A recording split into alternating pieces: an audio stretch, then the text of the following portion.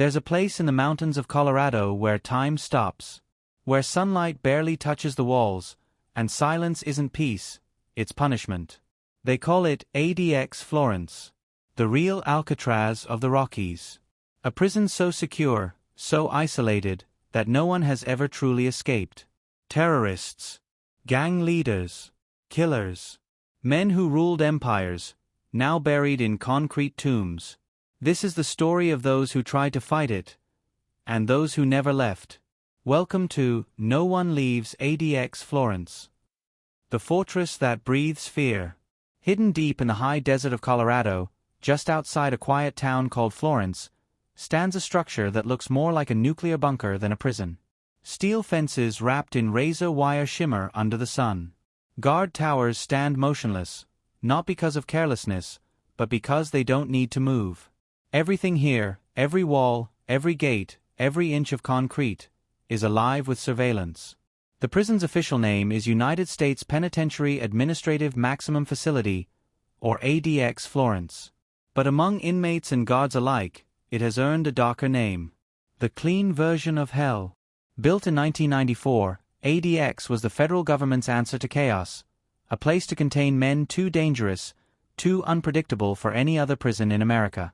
Before ADX, violent inmates from other institutions, including the infamous Marion Prison in Illinois, were assaulting guards, orchestrating gang killings, and running criminal networks from inside their cells. So, the Bureau of Prisons decided to build something different, a prison that wouldn't just cage bodies, it would control minds.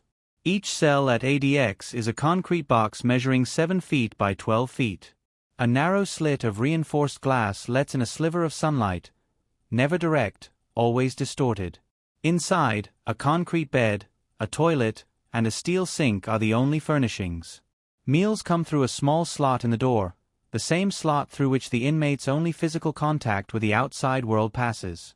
The cell doors are remote-controlled, made of solid steel. Even if you screamed at the top of your lungs, no one outside could hear you. That's the design, to erase sound, motion, and human connection. The inmates who disappeared from the world. ADX Florence is home to some of the most infamous men in modern history. Ted Kaczynski, the Unabomber, who waged a one-man war on technology. Ramzi Youssef, the man behind the 1993 World Trade Center bombing. Richard Reed, the so-called shoe bomber. And El Chapo Guzmán, the ruthless Mexican drug lord who escaped twice from high-security prisons in Mexico before landing here, for life. But it's not just the famous names. Gang leaders like Thomas Silverstein, a man who spent over 36 years in solitary confinement, also called ADX home. Silverstein was the very reason ADX exists. After he murdered a guard at Marion, the government decided no one like him would ever have the chance again. They built a prison that even he couldn't outthink. The design of despair. What sets ADX apart isn't the barbed wire or the armed guards. It's the psychology. Every corridor is angled to prevent inmates from ever seeing another person. Every sound is muffled. Every interaction, even with guards, is filtered through reinforced glass or metal barriers. Prison officials call this administrative control. Psychologists call it isolation-induced psychosis. Inmates spend 23 hours a day inside their cells. The 24th hour, their recreation time, is spent alone in another concrete room the size of a walk-in closet, with a small metal grate in the ceiling where they can see a patch of sky. 4 years, prisoners have described the same sensations. Walls that seem to breathe. The hum of fluorescent lights becoming voices. The slow disintegration of thought into madness. The sound of nothing. A former guard once said, "At ADX, silence is the loudest sound you'll ever hear." He wasn't exaggerating. There are no bars to clang, no yard to shout across. Even the ventilation system is designed to absorb noise. It's why many inmates begin talking to themselves within months. Some, even to the walls. One former inmate, speaking anonymously after his release, said, "You can go weeks without hearing your own name. The silence gets inside you, like it's learning who you are." Control beyond walls. ADX isn't just a prison, it's a message. A symbol of control. Its purpose isn't to rehabilitate or even punish, it's to contain. Every inmate here has been labeled irredeemable. The system doesn't just hold them physically, it removes them from the narrative of the outside world. No media access. No interviews. No stories. If you end up here, you don't just lose your freedom. You disappear. And that's what makes ADX different from any other prison on Earth. It's not where people go to live out their sentence. It's where they go to vanish into silence. The prison that even the mind can't escape. The science of isolation. To understand the power of ADX Florence, you need to understand what happens when a human being is stripped of all sensory and social contact. According to multiple psychological studies, and testimony from former inmates and staff, the effects of long-term solitary confinement are devastating. Hallucinations, paranoia, self-harm, dissociation, and in extreme cases, suicide. Dr. Craig Haney, a psychologist who studied prisoners at ADX, once said, "We are social beings. Deprive us of contact, and the mind begins to consume itself." Inside ADX Florence, this isn't a side effect, it's the design. The Bureau of Prisons calls it the control model. Everything from the light levels to the meal schedules is calculated to break routine expectations, keeping prisoners in a state of psychological dependency and uncertainty. The ghosts behind the walls. Inmates inside ADX are categorized into specific units based on their threat level. The most infamous of these is the H unit, home to the highest-risk prisoners, men who cannot be housed anywhere else in the federal system. Here, inmates like Ramzi Youssef, the 1993 World Trade Center bomber, and Zacarias Moussaoui, the so-called 20th hijacker from 9/11, spend their days in cells the size of a parking space. There is no communal yard. No contact visits. Every movement, even to the shower, happens through a chain of electronically locked doors. The only glimpse of another living being comes when a correctional officer's reflection flickers across the glass slit of the cell door. Some prisoners reportedly went years without speaking a single word to another human. And yet, in that silence, something strange happens. The human mind begins to rebel. The breaking point. In 2015, a series of shocking court documents pulled back the curtain on ADX Florence in a way the public had never seen. Dozens of inmates filed lawsuits claiming the conditions were inhumane, particularly for those suffering from mental illness. The case was titled Baycoat versus Federal Bureau of Prisons. What it revealed shocked even hardened investigators. Prisoners who were schizophrenic, bipolar, or clinically depressed were being housed in complete isolation, with little to no psychiatric care. Some mutilated themselves, cutting into their own skin just to feel something real. Others smeared blood on their walls or swallowed pieces of glass, hoping to end their suffering. One inmate wrote in a letter smuggled out of ADX, "The walls talk back. They breathe when you sleep. You start to think maybe they're alive, and you're the dead one." For the first time, the government was forced to admit what human rights groups had long claimed, that the so-called clean version of hell was breaking more than rules. It was breaking minds. The guards who watched too long.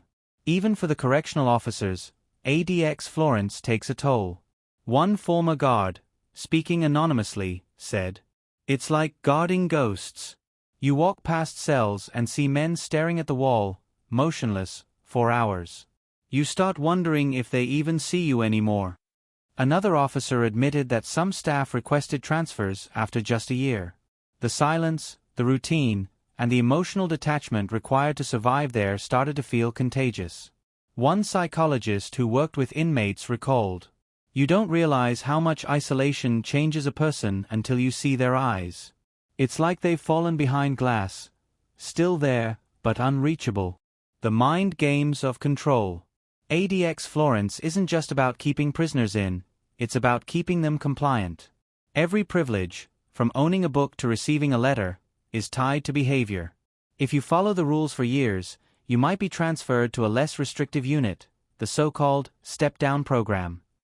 Break the rules. You stay buried. Even television, one of the few connections to the outside world, is limited to educational or religious programming. A few channels, carefully curated. No live broadcasts. No sense of time passing. The goal isn't rehabilitation. It's behavioral engineering, to rewire the human brain to submit through deprivation. The illusion of freedom. For the few who complete the step-down program, the promise of transfer to a lower security prison feels like salvation. But many never make it that far. They lose track of the days. They forget their own voices. Some, after years of sensory deprivation, refuse to leave their cells even when the door opens. One former ADX inmate described the transition as unbearable. After so long alone, being around people feels like being dropped into noise. You don't know how to exist anymore. It's a psychological phenomenon known as institutionalization, the point at which a person becomes so adapted to confinement that freedom itself feels threatening. And at ADX Florence, institutionalization isn't accidental. It's inevitable. The case of Thomas Silverstein. No discussion of ADX would be complete without mentioning Thomas Silverstein, one of the longest-serving isolated prisoners in American history. For 36 years, he lived in solitary confinement, most of it in conditions that predated ADX Florence but later became its blueprint. Silverstein's name still echoes through the halls. He was considered the most dangerous prisoner in the federal system after killing a correctional officer in 1983. In response, the Bureau of Prisons created an experimental isolation unit just for him, a prototype for ADX. When ADX opened, his design became the standard. Single inmate cells, no direct human contact, total surveillance. Silverstein himself once wrote, "I've been buried alive in concrete, and the only difference between me and the dead is I wake up." He died in 2019, still in isolation. Even in death, his story serves as a chilling reminder of the prison's true purpose, not to rehabilitate, but to contain until existence itself fades. The prison that redefines punishment. By the late 2010s, even United Nations human rights officials began criticizing the U.S. government for its use of prolonged solitary confinement, calling it a form of psychological torture. But ADX Florence remains operational, untouched, unrepentant, and fully occupied. It's not a secret facility. It's not hidden. It stands in plain sight, surrounded by mountains and silence, a monument to human control and endurance. No one has ever escaped. No one ever will. And for those who enter, the real question isn't if they'll survive, but how much of themselves will still exist when they do. The men who tried to outsmart the walls. There's an old saying among federal inmates. You can beat the guards. You can beat the gangs. But you can't beat the walls. At ADX Florence, that phrase isn't just metaphorical, it's a law of nature. Because here, the walls don't just contain prisoners, they consume them. But that hasn't stopped men from trying. This is the story of the few who believed they could outthink the fortress, and what happened when they dared to test the Alcatraz of the Rockies. The myth of the escape-proof prison. From the moment ADX opened in 1994, it was marketed as escape-proof. The Bureau of Prisons claimed no one could breach its defenses, not a single gate, wall, or ceiling. The facility sits on 37 acres of concrete and razor wire, with motion sensors, heat detectors, and remote-operated steel doors that can seal an inmate in seconds. Even the ventilation ducts are too small for a grown man to crawl through. The prison is built not as one building, but as a layered labyrinth, each section more secure than the last. Think of it like a nesting doll made of steel and concrete. Every door leads to another lock, every hall leads to another camera. The design leaves no blind spots, no weak points, no hope. Or at least, that's what the government wants you to believe. The Phantom Escape Plot. The first major escape rumor came in the early 2000s, whispered among guards and journalists but never officially confirmed. According to leaked reports, an inmate named Richard Lee McNair, a master escape artist who once mailed himself out of prison in a box, was allegedly caught planning a new scheme after being transferred to ADX. McNair had studied the routines, the timing of food deliveries, the rhythm of guard rotations, even the shadows cast by the security towers. He allegedly crafted a plan that involved crawling through maintenance shafts and concealing himself in a supply transfer cage. But the system caught on before he could even begin. At ADX, there are no coincidences. Every pattern is monitored, every deviation logged. McNair was quietly moved to a different facility, and the Bureau denied the incident ever happened. Still, the whispers persisted. If anyone could have done it, it was him. The myth of the phantom escape plot became a legend among prisoners, a story of the man who tried to trick a machine that never sleeps. The tunnel that never was. In 2009, another rumor spread, this time more elaborate, more impossible. It began with a maintenance worker who reported strange noises coming from a section of the basement beneath the E-unit. Inmates claimed that a pair of prisoners, using parts of their metal bunks, had been digging into the concrete. Of course, that's impossible. The floors at ADX are reinforced with steel rebar and shock sensors. But still, the story grew legs. Some said the prisoners used toothbrush handles sharpened into chisels. Others swore they smuggled small screws from broken food trays to chip away at the walls. Within weeks, the rumor reached local media: inmates plot tunnel escape at ADX Florence. The Bureau of Prisons immediately denied it, calling it a fabrication. But to the men inside, it was more than a rumor. It was a symbol of hope, proof that even in the most hopeless place on earth, imagination could still rebel. El Chapo and the legend of the impossible escape. When Joaquin El Chapo Guzmán arrived at ADX Florence in 2019, it sent shockwaves through the criminal underworld. Here was a man who had done the impossible, not once, but twice, escaping from two of Mexico's most secure prisons. The first time, in 2001, he hid in a laundry cart and rolled out the front gate. The second time, in 2015, he used a mile-long tunnel dug straight into his cell shower. But in America, there would be no third act. At ADX Florence, the walls were smarter than El Chapo. His cell is one of the most secure in the world. Concrete reinforced with steel, monitored 24/7 by cameras that detect even minor movements. Every interaction is controlled. Meals delivered by robotized systems, phone calls monitored, visits separated by glass. When asked if El Chapo could escape from ADX, one federal official said, "He could tunnel through the earth faster than he could get out of there." For El Chapo, the man who once ruled a billion-dollar empire, his story ends here, alone in silence, buried alive in concrete. The psychology of control. Every great escape story begins with one thing: belief. But ADX kills belief before it can breathe. The architecture itself is a form of mind control. It isolates, disorients, and breaks routine.